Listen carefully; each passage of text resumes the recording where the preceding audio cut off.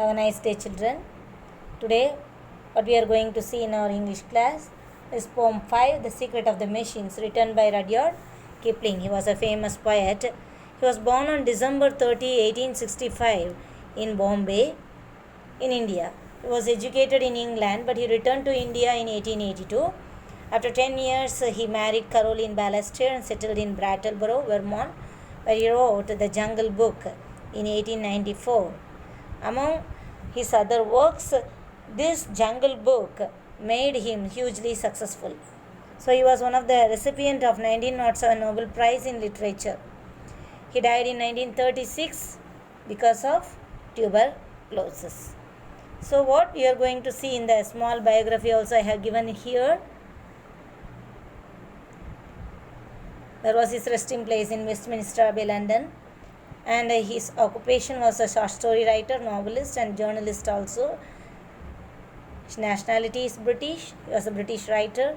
And his notable works, The Jungle Book, Just So Stories, Kim Captain's Courageous, and also he has wrote a story in which he has mentioned a close encounter with an ostrich by his grandfather. The story was also very interesting.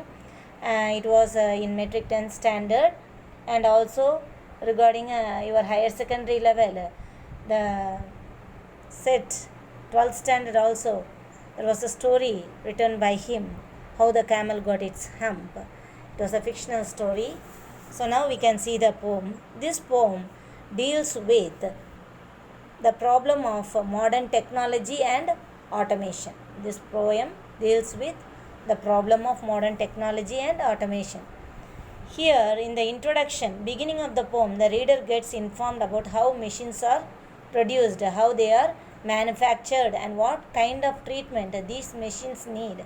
Also, he has written in his poetical lines.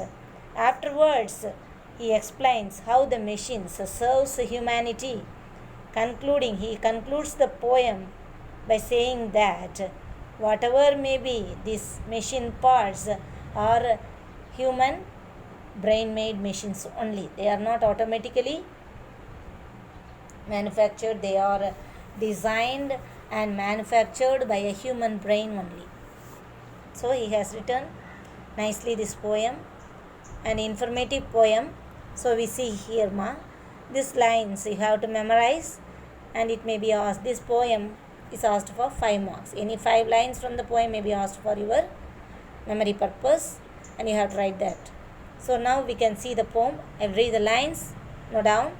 We were taken from the ore bed and the mine. We were melted in the furnace and the pit. We were cast and wrought and hammered to design. We were cut and filed and tooled and gauged to fit. So where we take this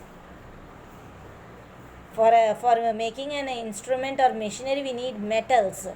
We need minerals. We must need the resources. Where these resources are got, they are got from ore bed and mine. So after getting these minerals and its ore or any other metal, they are melted in the furnace. Furnace means அந்த கலன்கள்னு சொல்லுவாங்கம்மா, கொதி கலன்கள்னு சொல்லுவாங்க. அதில் தான் என்ன செய்வாங்க, they will melt the minerals and அதுக்கு shape கொடுக்கணும். We were cast and wrought and hammered to design. We were cut and filed and tooled and gauged to fit. Thrown means அது உள்ளே போடுறாங்க. And wrought, beaten out of shape by hammering. Wrought means beaten out of shape by hammering. Hammered means they are providing design to that metals.